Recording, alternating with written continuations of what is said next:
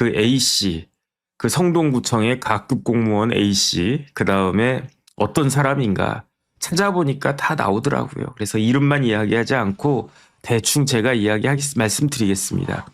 이 A씨가 1988년생이에요. 그렇다라고 하면 재수했다는 이야기지. 왜냐하면 08학번이라고 그랬거든요.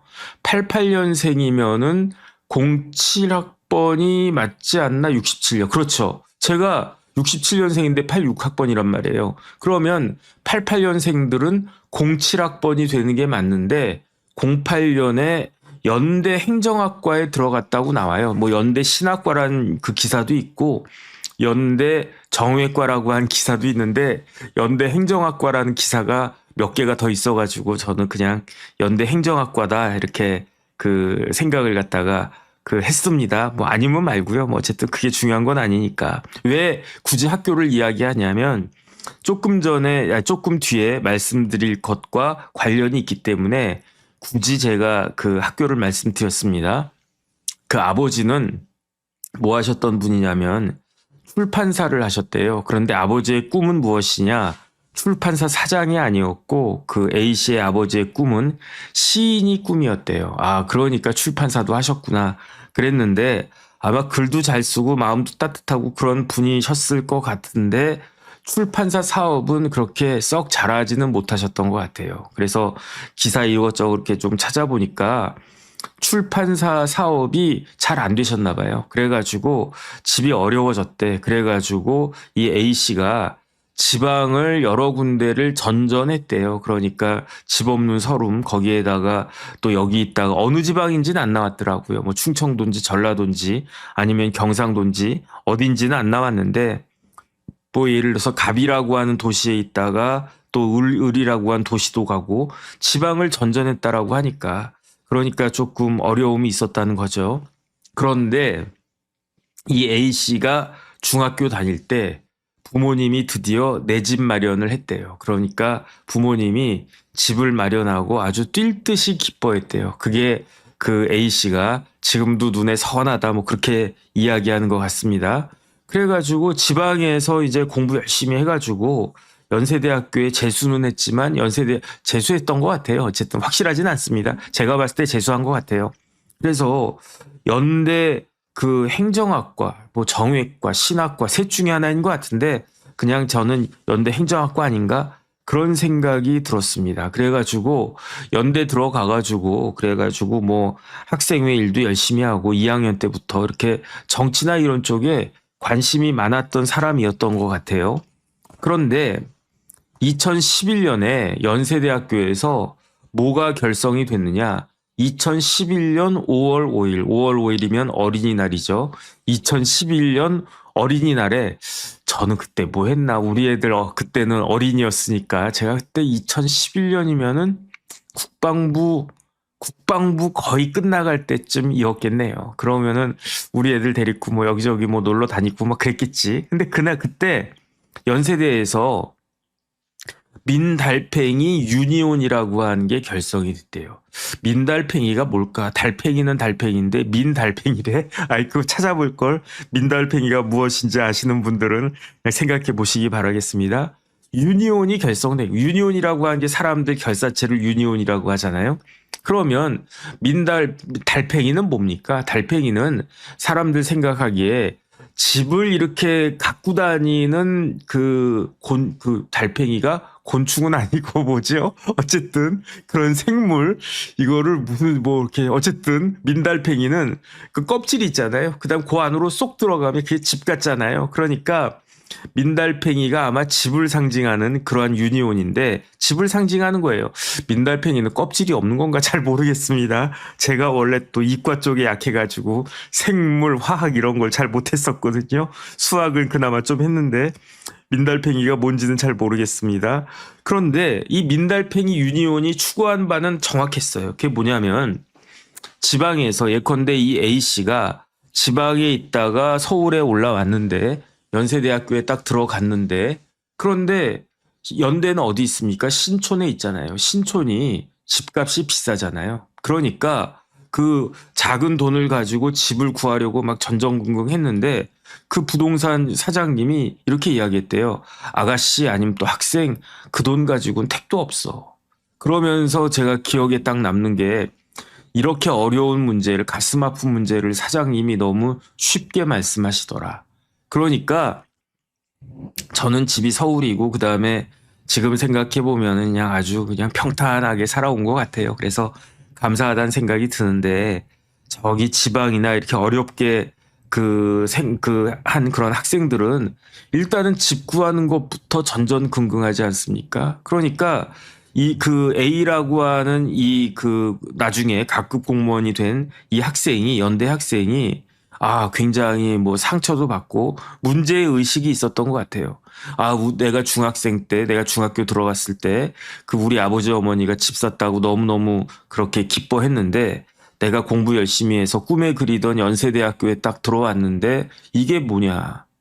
집 하나, 방 하나 구하는 게 이렇게 힘드냐. 그래가지고 A씨가 4학년이었던 08학번이니까 8901 4학년 아니겠습니까? 그때 연대에서 민달팽이 유니온이라고 하는 그런 단체가 결성이 됐는데 이게 연대에서 시작된 기숙사 문제를 중심으로 대학생 주거권 문제를 다루기 위해서 결성된 단체예요. 연대 4학년인 A씨는 이 민달팽이 유니온의 창립 회원이었어요.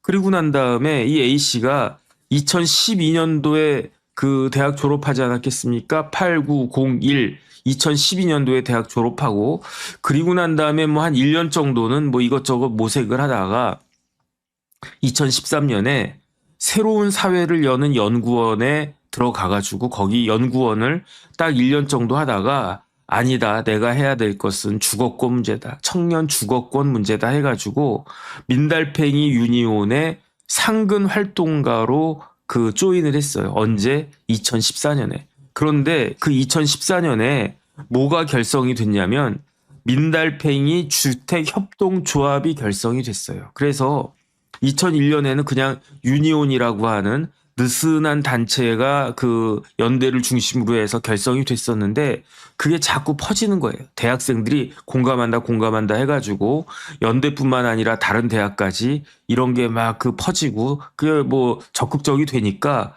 그러니까 아예 이참에 주택협동조합을 결성하자 해가지고 2014년도에 민달팽이 주택협동조합이 결성됐고 여기서 뭘 했냐면요. 달팽이 집이라고 하는 거를 공급했대요. 달팽이들한테 집을 주는 게 아니고 뭐 고양이 집, 뭐 달팽이 집 이게 아니고 달팽이 집이 사회주택이래요. 사회주택. 그러니까 젊은 학생들, 젊은 청년들 이렇게 살 수 있는, 잠잘 수 있는 그런 집, 그런 방 이런 것들을 공급하는 그런 조합을 결성을 했는데 그래가지고 제가 찾아보니까 서대문구 남과자동, 은평구 신사동 녹번동, 성북구 동선동, 정릉동 이런 데에 달팽이 집들이 막 만들어졌대요. 뭐 이건 제가 봤을 때 뭐 괜찮은 것 같습니다. 그 젊은이들이 대단하네. 근데 이때 민달팽이 주택협동조합 결성되고 이랬을 때 민달팽이의 대표는 위원장은 누구였느냐? 권지웅 대표였어요. 제가 깜짝 놀랐어요. 왜냐하면 권지웅이라고 하는 사람이 이제 젊은 권지웅 대표도 민달팽이 대표였는데 연대 기계공학과 07학번이더라고요. 연대 기계공학과 07학번인데 저하고 방송 몇 번 했었어요. 몇 번 해가지고 젊은 친구가 뭐 똑똑하네, 뭐 잘생겼네, 키도 크네. 그런데 사실은 엊그저께인가 제가 스타벅스 가가지고 근처에 있는 광화문에 스타벅스 가가지고 막 이것저것 뭐 이렇게 오늘은 또 뭘 해야 되나 무슨 이야기 해야 되나 막 이렇게 하고 있는데 저쪽에 권지웅이가 있더라고. 그래가지고 제가 아는 척을 할까 말까 하다가 아는 척을 안 했어. 그래가지고 권 대표가 저한테 아는 척 했으면 저도 뭐 잘 지냈어요 이랬을 텐데 아는 척을 안 하더라고. 그래가지고 저도 바쁘고 저도 빈정 상해가지고 아는 척을 안 했는데 이 권지웅 대표가 지난 총선에 더불어민주당 들어가가지고 출마도 하고 막 그랬던 친구예요. 근데 알고 봤더니 이 민달팽이 협동조합의 그 대표였었어요. 2013년도부터 민달팽이 유니온부터 시작한 거기 대표였었고 2014년에도 대표였었고 그 2014년에 지금 그 논란이 되고 있는 그 A씨가 민달팽이 그 새로운 사회를 여는 연구원 그만두고 민달팽이 유니온의 그 상근 활동가로 조인했는데 세입자 네트워크 팀장이 됐어요. 이 A씨가. 그러더니 2015년 3월에는 여기는 그 위원장을 선출하나 봐요. 투표하나 봐요. 그런데 2015년 2월까지 좀 전에 말씀드렸던 그 권지웅 대표가 위원장 하고 있었던 것 같은데 뭐 그만둔다라고 했나 뭐 뭔 일이 있었나 그건 모르겠는데 2015년 3월에 그 투표가 있었는데 선거가 있었는데 민달팽이 유니온 선거가 있었는데 그때 위원장으로 당선된 사람이 그 1988년생 연대 그 08학번 젊은 여성 그 A씨가 위원장으로 당선되고 그다음에 그때부터 그 활동의 그 보폭이 넓어져요. 그래가지고 저는 민달팽이 유니온이 어떤 데인지 이제 처음 알았는데 그 당시에는 뭐 진보 진영에서는 나름 꽤 유명한 그런 단체였대요. 그래서 민달팽이 유니온 위원장이 되니까 또 뭐가 되냐면 이웃기웃 청년 주거 협동조합의 이사장이 되고 또 뭐가 되냐면 서울시의 청년정책위원회 위원장도 되고 이렇게 민달팽이 유니온이 상당한 그게 있었던 것 같아요. 거기 그 대표 출신이 권지웅 대표가 그 지난번에 서대문에서 그 출마했었는데 공천 받았으면 국회의원 되는 거였어요. 근데 공천 받을 수도 있었어요. 그런데 권지웅을 꺾고 권지웅, 성치훈 뭐 이런 사람들을 꺾고 공천 받은 사람이 김동아라고 변호사 있지 않습니까? 젊은 변호사. 그 사람이 지금 국회의원 하고 있잖아요. 그런데 오히려 서대문 이쪽에는 이 권지웅이나 성치훈이나 이런 친구들이 훨씬 더 연고가 있지 않나? 어쨌든 그런 생각했었는데 그때 2024년 공천에서도 김동아 변호사가 공천받았다고 해가지고 야 굉장히 의외다, 좀 이상하다 그런 이야기도 있었었는데 권지웅이라고 하는 대표도 사실은 민달팽이 출신이었고 그 다음에 가급 공무원이 된 그 A씨도 민달팽이 위원장하고 그 다음 제가 눈이 딱 간 데가 뭐냐면 서울시 청년정책위원회 위원장까지 된 거예요. 그거 서울시의 청년정책위원회 위원장이면은 이게 상근은 아니겠지. 이걸로 돈 받거나 그러진 않겠지. 공무원은 아니겠죠. 하지만은 상당한 비중이 있는 자리 아니겠습니까? 이때 서울시장은 누구였느냐? 잘 아시겠다시피 박원순 시장이 시장이었을 때 서울시 청년정책위원회 위원장이 그 A씨, 지금 문제가 됐던 칸쿤의 A씨가 위원장이 됐던 겁니다. 그런데 그러면서 2015년에 위원장 되고 매년 선거하는 거 아닌가 저는 그런 생각이 드는데 2015년, 16년, 17년까지 17년 말까지 이 A씨라고 하는 사람이 뭐였냐면 민달팽이 유니온의 위원장을 갖다가 딱 하고 있었던 거예요. 그 와중에 책도 썼어. 어떤 책을 썼냐면 원룸 상식 사전이라고 한 책을 썼고 그 다음에 내가 좋은 집에 살면 좋겠어. 이런 책이 있대요. 이 책은 2021년인가 그때쯤 언제 썼나? 내가 좋은 집에 살면 좋겠어는 2021년도에 썼네. 2021년도에 거기 가게 되는데 성동구청 들어가게 되는데 그 즈음에서 몇 월 달에 썼는지는 모르겠어요. 6월 달에 성동구청에 다급으로 들어왔거든요. 그런데 내가 좋은 집에 살면 좋겠어 이 책은 언제 나왔는지 그것까지는 제가 확인 못했습니다. 어쨌든 이맘때쯤에 그러니까 A씨가 책도 2권이나 썼네. 그런데 원룸 상식사전은 자기 혼자 쓴 게 아니고 민달팽이 유니온에서 같이 쓴 책 같아요. 근데 이거 절판됐다고 그렇게 딱 되어 있는데 그런데 중요한 건 뭐냐면 이 원룸 상식 사전이 나온 것도 준비가 되고 막 이렇게 나오려고 했던 것도 2017년이었는데 2017년에 여러 가지 일이 있었어요. 어떤 일이 있었느냐? 2017년에 민달팽이, 원달팽이라고 그랬나? 민달팽이입니다.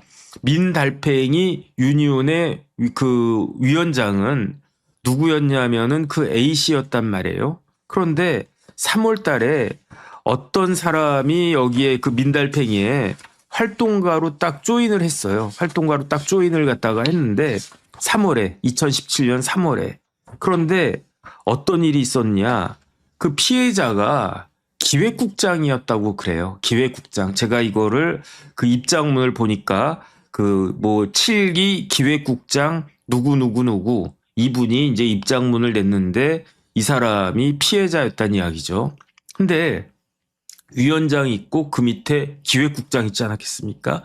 여기가 뭐 시민단체 같은 데니까 저도 소비자주권 시민회의 그 공동대표를 했었지만 잘렸습니다. 잘렸다기보다 임기가 끝났습니다. 그래가지고 2월까지만 제가 그 공동대표를 했고 3월부터는 다른 분이 이제 공동대표를 하고 계신데 어쨌든 저도 이제 시민단체 같은 데서 이렇게 뭐 그냥 감투도 써보고 그냥 뭐 하는 일 없이 그랬었는데 그래도 그 뭐 시민단체에 사람이 많지는 않으니까 그러니까 타이틀이 기획국장이라고 해도 뭐 그냥 다 뭐 그냥 그런 거죠. 뭐 이제 좀 인플레 같은 게 있는 거죠. 뭐 팀장 뭐 바로 위에 뭐 기획국장 있고 뭐 어쨌든 그런 건데 어쨌든 그 7기 기획국장 김모 씨가 그 2017년 3월인가 뭐 어쨌든 뭐 그 즈음 해가지고 민달팽이에 들어갔던 것 같아요. 그랬는데 어떤 일이 있었냐면 피해자한테 굉장히 고압적인 태도를 보인 사람이 있었어요. 그 다음에 말과 행동을 해도 굉장히 권위적인 언행을 하는 사람이 있었어요. 그 다음에 뭐 이 정도면 뭐 가능하죠. 그 다음 또 윗사람 중에 뭐 이렇게 예컨대 뭐 이렇게 짜증나고 그러면 뭐 이렇게 뭐 툭툭 이렇게 이야기할 수도 있고 고압적일 수도 있고 뭐 어쩌겠습니까? 뭐 사람이 그렇다는데 그 다음 뭐 권위적일 수도 있죠. 뭐 저도 여기저기 다녀봤지만 고압적인 사람들 뭐 많이 있더라고요. 그 다음에 그 권위주의적으로 행동하는 사람들 내가 뭐 윗사람이다 이런 뭐 할 말 없지 뭐. 그런데 중요한 건 뭐냐면 권위적이고 고압적이고 이거 좋은 건 아니지만 뭐 어쩔 수 없는 건데 이게 용납이 안 되는 게 있어요. 그게 뭐냐면은 사실을 왜곡한다. 이러면 이거는 문제 있는 거 아니겠습니까? 제가 예컨대 이 빵을 그 사장님이 주셔가지고 파리바게뜨 사장님이 주셔서 크림빵을 딱 하나만 먹었는데 저 새끼가 맘모스 빵을 3개나 처먹었다 막 이렇게 이야기하면 제 입장에서는 황당한 거 아니겠습니까? 저는 크림빵 하나밖에 안 먹었다고요. 그런데 왜 나보고 맘모스 빵을 3개나 처먹었냐고 그러냐고. 빵을 먹은 건 먹은 거지. 하지만 그렇다고 해가지고 그렇게 사실을 왜곡하면 제가 기분이가 좋겠습니까? 나쁘지. 그런데 이 기획국장이 딱 갔는데 사실을 왜곡하더래. 그 윗사람이. 그 다음에 업무가 있지 않겠습니까? 그 윗사람이 업무 평가를 하는데 잘하면 잘했다 못하면 못했다 이렇게 업무 평가해야 되잖아요. 예컨대 어떤 행사를 갖다가 했는데 그 행사가 예컨대 그 기획국장이 행사 진행을 잘못했어. 뭐 빵을 갖다가 10개를 준비해야 되는데 3개밖에 준비하지 못해가지고 막 싸움이 났어. 이런 거는 객관적으로 네가 잘못한 거다. 이렇게 해가지고 지적받으면 그건 어쩔 수 없잖아요. 그런데 업무 평가를 주관적으로 했대요. 그러니까 예컨대 빵 10개만 있으면 된다고 쳐요. 그 오늘 행사에는 사람이 50명이 참석합니다. 그럼 빵이 몇 개가 필요하겠습니까? 50개. 그러면 아무 빵이든 뭐 단팥빵이든 뭐 맘모스 빵이든 아니면 뭐 소보루든 50개만 채워놓으면 되는 거잖아요. 그런데 그 위에 있는 사람이 아니 쟤는 왜 빵을 단팥빵을 갖다가 챙겨놨대니 이럴 때에는 소보루빵이 있어야 되는 거 아니니? 이런 식으로 평가한다는 거예요. 그러면 처음부터 소보루를 깔아놓으라고 그러든지 빵을 갖다가 50개만 깔아놓으면 된다라고 해가지고 제 딴에는 그래도 뭐 사람들이 단팥빵 좋아하겠지. 내가 좋아하니까. 아니면 맘모스빵 좋아하겠지. 내가 좋아하니까. 근데 부르더니 맘모스빵을 가는 게 어딨어. 이럴 때에는 크림빵을 했었어야지. 맘모스빵에도 크림 들어 말을 했다가 못 알아들어 뭐 이런 이야기를 하던 거예요. 그러니까 업무 평가할 때 자기 마음대로 주관적으로 평가를 하더라. 그럼 상처받지 않겠습니까? 제일 나쁜 거는 뒤에 뒷담화를 깐 것 같아요. 막 부정적 소문을 갖다가 쫙 했대요. 아, 제가 뭐 어쩌고 저쩌고, 뭐 제가 그 원래 이거 뚫레주루에서 사와야 되는데, 빵, 그 크림빵 얻어 먹었다고 파리바게뜨 빵만 사온다는 둥, 뭐 이런 식으로 억울한 거야. 그래가지고 그 피해자가 3월에 밑에 들어가서 일하기 시작했는데 2달 만에 번아웃이 됐어요.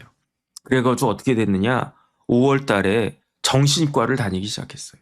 정신과 치료를 갖다가 다녔고, 그런데 이 피해자가 어떤 걸 알았냐면 나한테만 그러는 게 아니다.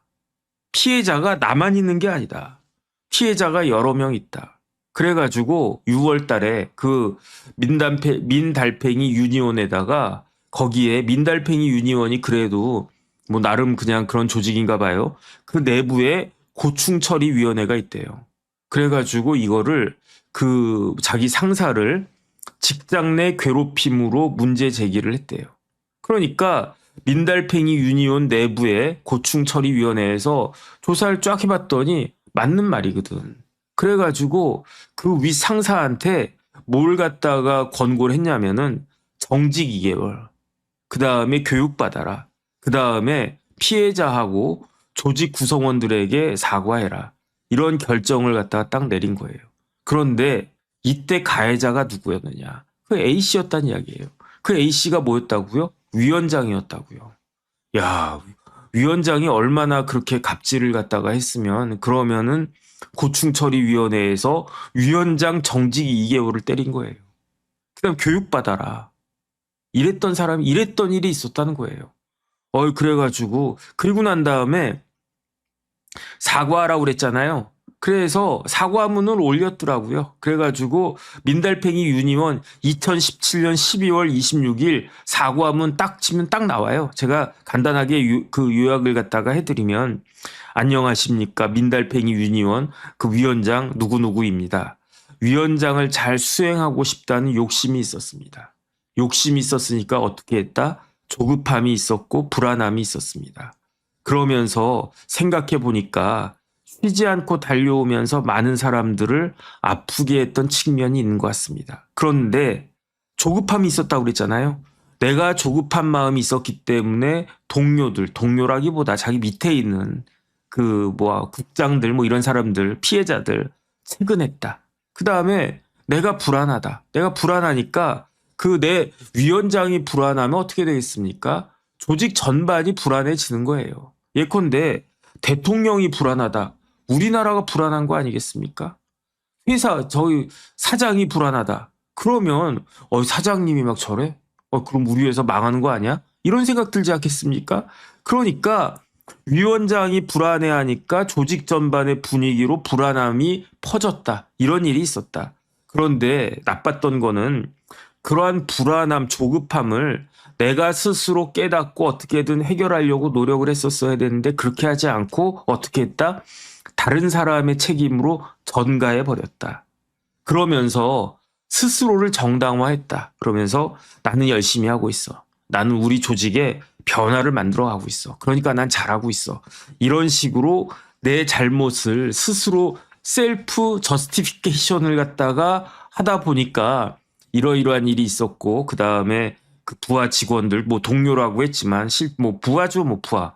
그 부하 직원들 마음을 아야아야하게 했다. 이런 이야기를 갖다가 사과문을 딱 썼어요. 그래서 제가 사과문을 딱 보니까 굉장히 반성을 많이 했네. 그러면은 피해자들도 마음이 좀 스르르 녹았을 수도 있겠네라고 생각을 했는데, 그런데 거기에 피해자 입장문이 딱 또 있어요. 그 피해자 입장문 제가 쭉 봤더니 그게 아니더라고요.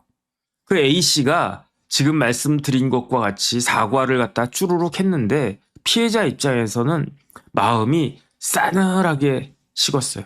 여기 커피가 있는데 싸늘히 식은 종이컵, 무표정한 너의 얼굴, 여기 커피가 식었습니다. 미지근하네. 피해자는 뭐라고 이야기했느냐.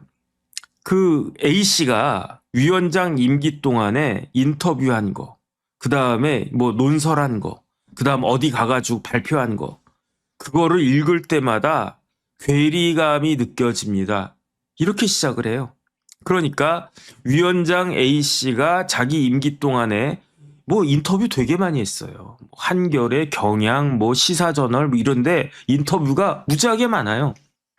그거를 피해자가 쭉 읽었다는 이야기죠. 그다음 뭐 인터뷰만 했습니까? 어디에다 기고도 하고, 그다음에 서울시 청년정책위원회 위원장까지 했었잖아요. 그러면 거기 가가지고 뭐 그런 데 가면 한 말씀 하세요. 그럼 또 가가지고 안녕하십니까 민달팽이 유니온 위원장 A씨입니다. 그러면서 서울시 청년 정책은 이렇게 해야 됩니다. 뭐 이러면 되겠습니까? 민주주의 만세, 상호 존중 만세, 페미니즘 만세, 뭐 이런 얘기를 딱 했다는 거예요. 근데 다른 사람은 몰라도 저 같은 사람, 젊은 친구가 아주 똑똑하네, 일 많이 하네, 크게 된 인물이네. 저 같은 사람은 이렇게 생각할지 몰라도 피해자는 그런 이야기를 들을 때마다 어떤 감정이 느껴지느냐, 괴리감이 느껴진다는 거예요.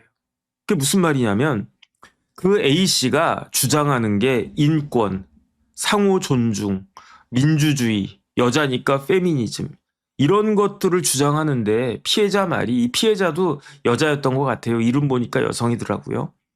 뭐라고 이야기했냐면 그 말의 대상에 왜 너하고 우리는 포함되지 않았느냐. 인권 운운하는데 왜 내 인권에 대해서는 저렇게 하느냐. 상호 존중하자며. 그런데 왜 나에 대해서는 존중하지 않느냐. 민주주의라며. 민주주의는 의사표현 같은 게 막 이래야 되는 거 아니겠습니까? 여기에 민주주의가 있냐? 그다음 뭐 페미니즘이라며. 그러면서 그 말의 대상에, 그 단어, 인권, 상호존중, 민주주의, 페미니즘이라고 하는 단어의 대상에 왜 자신과 우리는 포함되지 않았을까? 괴리감 쩐다, 이렇게 이야기하는 거고요. 그 다음에 이것도 제가 요약하는 건데, 사정이 있겠지. 그 A씨가 뭐 나름대로 아픔이 있겠지. 저도요, 알고 보면 불쌍한 사람이거든요. 저도요, 알고 보면 아픔이 많아요. 그러니까 모든 사람은 다 사정이 있어. 뭐 기독교식으로 말하면 모든 사람은 죄인이기 때문에 자신의 죄짐을 맡고 그렇게 뭐 불교에서도 인생은 고해라며. 어쨌든 그러니까 누구나 사정이 하나쯤은 있다. 그 다음에 그 A씨도 뭐 우리 아버지가 시인이었는데 시인이 되고 싶었는데 뭐 출판사 어쩌고 저쩌고, 그 다음에 뭐 집도 없고 절도 없고 뭐 어쩌고 저쩌고, 뭐 그런 사정이 있지. 하지만 아무리 누구나 사정이 하나쯤은 있다고 하더라도 그것이 폭력을 합리화할 수는 없는 거 아니겠습니까? 이 폭력이라고 하는 게 직접 딱 때려야지. 이게 폭력입니까? 말로도 폭력이고요. 싸늘시는 시선도 폭력이고요. 뭐 그런 거 있지 않겠습니까? 그러니까 내가 폭력을 당했다는 거예요. 피해자가. 그런데 이건 합리화될 수 없는 거 아니겠습니까? 이렇게 이야기하면서 뭐라고 이야기하느냐. 직장 내 괴롭힘은 그 자체로서 단속하고 징벌하는 게 우선시 되어야 되는 것이 아니겠습니까? 피해자의 어떻게 보면 절규인데, 더 중요한 건 지금부터인데, 그 사실은 만약에 그 A씨가, 위원장 A씨가 사과하고 용서를 구했으면은 그것을 받아줄 생각이 있었대요. 근데 사과도 그렇고 용서도 그렇고 뭐가 있다? 골든타임이 있는 것이다. 맞는 말이에요. 사과를 뭐 오늘 하는 거하고 내일 하는 거하고 1년 뒤에 하는 거하고 같겠습니까?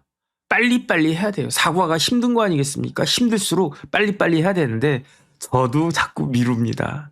그 다음에 빨리 사과가 이루어지면 용서하는 것도 쉽겠죠. 그런데 어쨌든 그래서 이 사람이 이 피해자도 똑똑한 사람인 것 같아요. 뭐 연대 나왔나 잘 모르겠는데 글을 잘 썼더라고요. 사과와 용서에도 골든아워가 있는 것이다. 그런데 A씨는 골든아워를 어떻게 했다? 놓쳤다는 이야기죠. 그 다음에 그러니까 제 생각에는 이거는 그 글을 보고 제가 그 생각하는 건데, 피해자가 참다 기다리다 못해가지고 위원장한테 위원장님 이러이러하게 하신 거는 저한테 너무 하신 거 아니에요? 이거는 저한테 폭력 아닙니까? 직장 내 괴롭힘 아니겠습니까? 사과하시는 게 좋지 않겠습니까? 라고 이야기했다가 뭘 당했느냐? 멸시를 당했대요. 사과, 용서 이런 걸 시도했다가 멸시를 당했대요. 멸시당한 순간이 이 글을 쓰고 있는 입장문을 쓰고 있는 그때에도 기억에서 사라지지가 않는데 이게 벌써 9년 전 일이니까 그러니까 지금은 좀 시간에게는 파괴적인 효력이 있지 않습니까? 그러니까 좀 바래졌을 수는 있을 것 같아요. 그래도 그때 위원장님 이건 잘못하신 거 아니에요? 위원장님 잘못하신 거 아니에요? 그랬는데 뭐 어떤 건지는 모르겠는데 멸시라는 단어를 썼어요. 멸시당한 순간의 기억이 사라지지가 않습니다. 그 다음에 이 사과를 기다리고 있는데 사람들이 나한테 뭐라 그러냐? 피해자인데. 그런데 왜 위원장은 나한테 사과를 안 하지? 그런데 언제나 사과할까? 사과를 기다리고 있는 동안에 주변 사람들이 수군수군한대요. 저 사람 기획국장 피해자 코스프레하고 앉아있네? 이런 이야기를 귀에 그냥 든 거예요. 그 다음에 어떻게든 내가 민달팽이 유니온이라고 하는 이 조직에 들어갔을 때에는 나름대로 그 뜻이 있어서 들어간 거 아니었겠습니까? 이 정도 뭐 이렇게 그 똑똑한 젊은이라고 하면 마음만 먹으면 대기업도 들어갈 수 있지 않았을까요? 그런데 대기업 같은 거 다 박차고 내가 민달팽이 유니온이라고 하는 걸 들어갔을 때에는 나름대로 우리 사회를 조금이나마 더 밝게 만들고 싶다라고 하는 그러한 뜻이 있지 않았겠습니까? 그러니까 그 다음에 그 A씨라고 한 사람이 어쨌든 그 민달팽이 유니온 적극적으로 활동하면서 뭐 위상을 높인 것도 사실이고 하니까 그러니까 어떻게든 상황을 해결해 나가는 게 서로에게 좋고 조직에게도 좋고 우리 사회에도 좋지 않겠는가 이런 생각을 가지고 어떻게든 문제를 해결해 보려고 피해자는 노력을 했었던 것 같아요. 근데 오히려 그러한 것들이 뒷담화의 소재가 되더라. 뒤통수 맞았다는 거예요. 뒤통수. 내가 참았더니 나를 바보 취급하네. 내가 어떻게든 상황을 해결하려고 했더니 제보 정말 그랬나 봐. 뭐 어쨌든 쟤 진짜 맘모스빵 3개 처먹었나 봐. 이런 이야기가 들렸나 봐요. 그러니까 이 피해자가 이 민달팽이 유니온 그 구성원들에 대한 신뢰를 상실하고 어떻게 됐느냐. 빠이빠이. 나는 이제 물러납니다. 난 떠납니다. 이랬던 일이 있었다는 거예요. 이게 다 사실인 것 같아요. 왜냐하면 사과문이 올라갔으니까. 그 다음에 입장문이 올라갔으니까. 만약에 그 입장문이 과장되거나 거짓이었으면 그 민달팽이 유니온 홈페이지에서 당연히 삭제가 됐겠죠. 아직까지도 있는데 9년 동안. 그런데 이 일이 우리 같은 사람들한테는 잘 알려지지 않았던 일이었는데 그런데 이쪽 그 진보 쪽 이쪽에서는요 거의 뭐 공지의 사실이더라고요. 거의. 그렇지 않겠습니까? 민달팽이 유니온이 박원순 시장이 거기 위원장을 서울시 청년위원회 위원장으로 시킬 만큼 무게감이 있고 비중이 있는 그다음 거기 출신들이 뭐 권지웅이도 있고 뭐 누구도 있고 그랬다는 거 아니었겠습니까? 그런데 성동구청에서는 뭐 레퓨테이션이 레퍼런스 체크가 안 됐다는 이야기 뭐 이런 이야기 하는데 다 실수야. 여자를 남자로 쓴 것도 실수.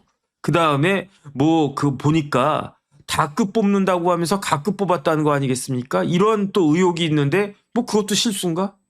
그 다음에 그 중요한 가급 공무원을 뽑는데 그것도 레퍼런스 체크 안 하고 레퓨테이션 체크 안 하고 그냥 뽑았대. 그것도 또 실수래. 이게 말이 되는가? 그래서 어쨌든 그 A씨가 2017년 12월 12월 26일자로 사퇴문을 올려요. 이제 나 그만두겠습니다. 그런데 공식적으로 사퇴한 거는 2018년인지 모르겠는데 사퇴문에 그 적혀져 있는 날짜는 2017년 12월 26일이고 그다음 뭐 여기도 뭐 상금 활동가한테 그냥 뭐 활동비 쪽으로 한 100만 원, 200만 원 그때 돈으로 이렇게 줬던 것 같아요.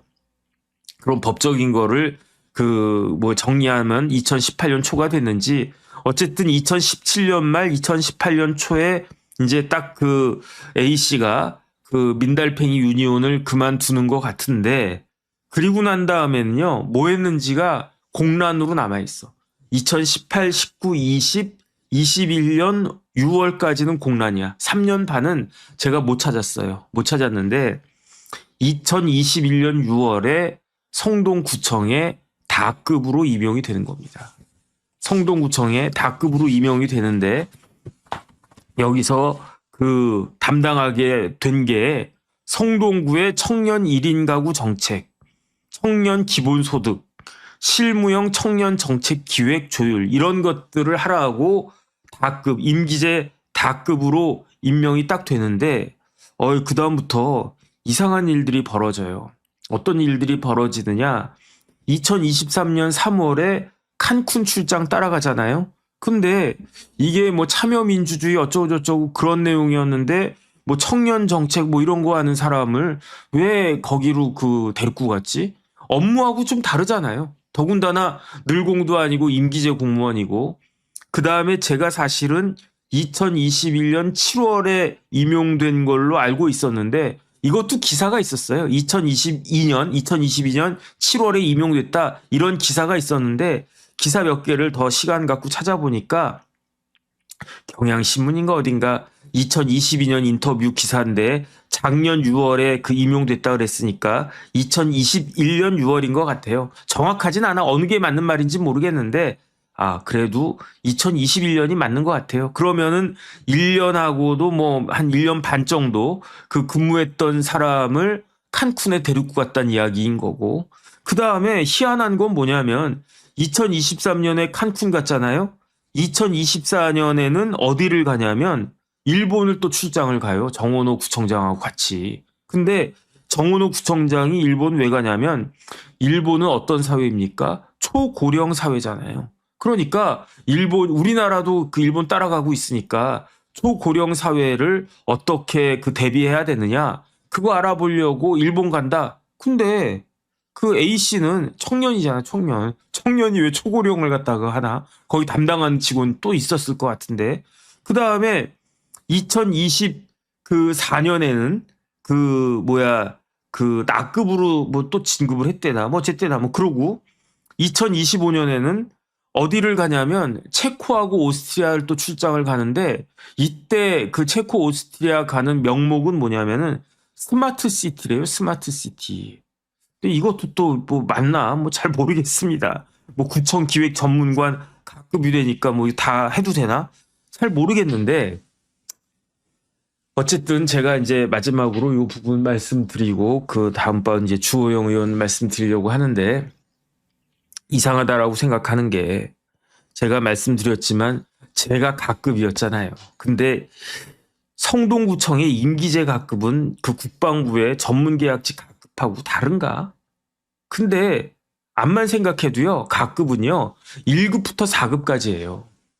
제가 이래봬도 2007년도 1월 1일자로 국방부 주한미군 기지전 사업단 법무실장으로 임용돼 가지고 갔는데 그때 제 그 직급이라고 할까? 그거는 전문계약직 각급이었단 말이에요. 근데 제가 2006년도에 뭐 하고 있었냐면요. 숭실대학교 교수하고 있었어요. 근데 제가 왜 그랬는지 모르겠어. 바보, 멍청이.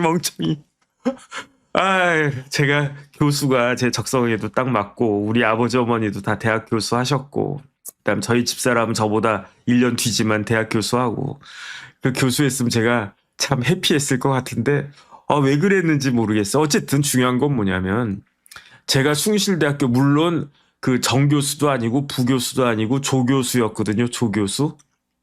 그래도 그 교수 자리를 때려치우고 국방부 갔다라고 하는 것은 그래도 어느 정도 직급은 되니까 제가 간 거 아니겠습니까? 제가 뭐 저기 무슨 사무관 하려고 교수직을 뭐 버렸겠습니까? 뭐 그랬겠습니까? 그러니까 국장급으로 간 거예요, 제가. 그래가지고 제 방도 따로 있었고요. 뭐 법무실장이니까. 그런데 그 제 직급이 뭐였다고요? 국장이었다고요? 2급이었다? 이사관이었다? 아니에요. 전문계약직 각급이었어요, 각급. 근데 제가 그 루트가 다른 거지. 행시 붙은 사람들은 사무관, 서기관, 부이사관, 이사관, 관리관, 1, 2, 3, 4, 5급 그게 쭉 가는 거고 저는 행시 붙어서 정통 공무원이 아니잖아요. 그냥 필요하니까 뽑은 공무원이잖아요. 전문성이 있는 계약직 공무원인데 전문 계약직도 가급, 낙급, 다급이 있단 말이에요. 그런데 가나다를 사람들이 잘 이게 와닿지가 않는 거야. 1, 2, 3, 4, 5급 하면 이제 1급이면 높은 거네. 5급이면 뭐 괜찮은 거네. 7, 8급이면 뭐 이렇게 실무형이네. 이 생각을 하는데 가나다는 들어본 적이 없잖아요. 근데 제가 가급 공무원이었단 말이에요. 그런데 제가 가급 공무원이었는데 제 위에 누가 있었다고요? 단장님이 있었다고요. 그 단장님이 계급이 뭐였다고요? 전문계약직 가급이었다고요. 그런데 군대에서 뭐였다고요? 별 3개.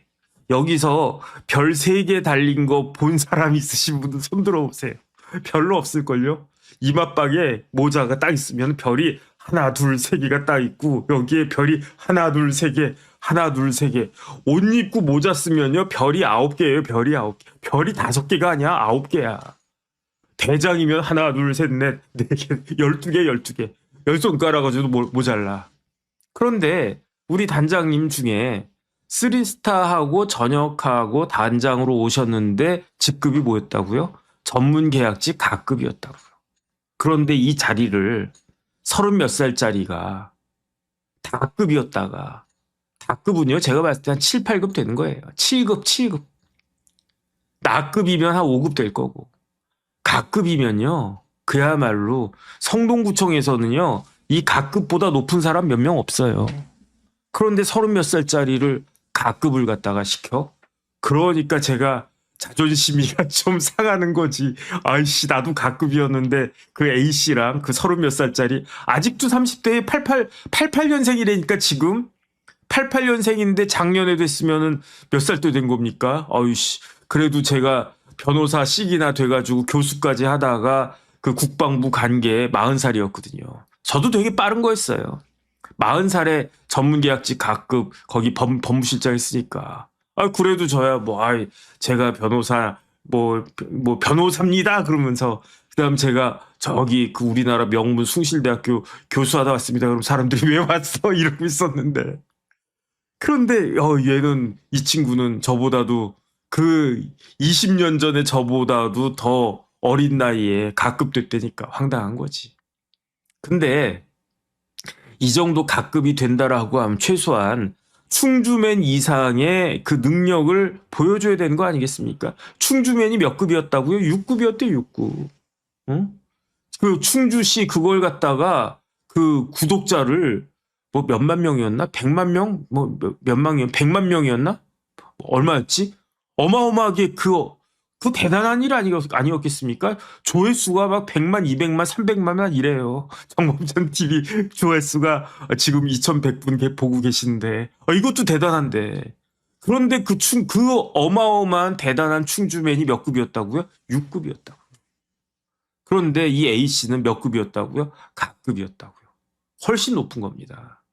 근데 이 가급 이 사람이 뭐였다고요? 가해자였다고요. 가해자. 피해자가 얼마나 이렇게 상심하고 거의 얼마나 제가 봤을 때는요. 그리니까 이렇지 얼마나 많은 밤을 갖다가 눈물을 흘렸을까. 내가 이런 대접을 받아야 되나. 내가 이 돈 받고 내 커리어에 이런 대접 받아야 되나. 근데 나가고는 싶은데 나가자니 내가 갖고 있는 뜻이 내 생각이 처음에 생각이 너무 아까워. 이러지도 못하고 저러지도 못하고. 그러다가 멸시를 당했어. 위원장이 나이 차이도 얼마 안 났을 거 아니에요. 그 위원장 했던 때가 2017년이었단 말이에요. 30도 되기 전이었어요. 같은 20대였을 거 아니겠습니까? 그래도 그래가지고 언니 이런 정도였을 거라고요. 그런데 나를 바라보는 싸늘한 시선, 멸시. 그 다음에 사람들한테 막 뒷담화 까고. 이랬던 사람을 구청장님이 가급으로 임용했다라고 하는데 성동구청장이 지금 왜 떴습니까? 성동구에 행정을 무지하게 잘했다며. 저 사람한테 맡기면은 오세훈보다 서울시정이 더 좋아질 것 같으니까 사람들이 기대하고 있는 거 아니겠습니까? 그런데 알고 봤더니 결국은 일이라고 하는 것은 사람이 하는 거고 그렇기 때문에 인사가 만사라고 하는 건데 인사하는 걸 보니까 너무너무 이상한 게 많은 거 아닌가. 저는 그런 생각이 들고요. 그 다음에 제가 제일 실망한 거는 이런 문제를 당했을 때 어떻게 대처하느냐. 그게 능력 아니겠습니까? 아니, 사람은 실수를 해요. 실수하는 사람이 어디 있겠습니까? 실수했을 때 그 실수에 대해서 대처하는 게 사람의 진정한 능력이라고 저는 생각을 하는데 과연 정원호 구청장이 정원호 후보가 이런 문제에 있어서 제대로 대응하고 있나? 제대로 대처하고 있나?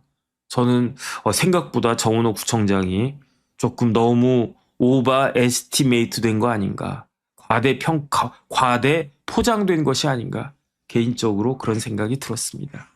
뭐 이제 또 이런저런 이야기 많이 나오겠죠. 여기에 대해서 어떻게 잘 수습하고 대응하는지 한번 지켜봐야 되지 않겠나 그 생각이 듭니다.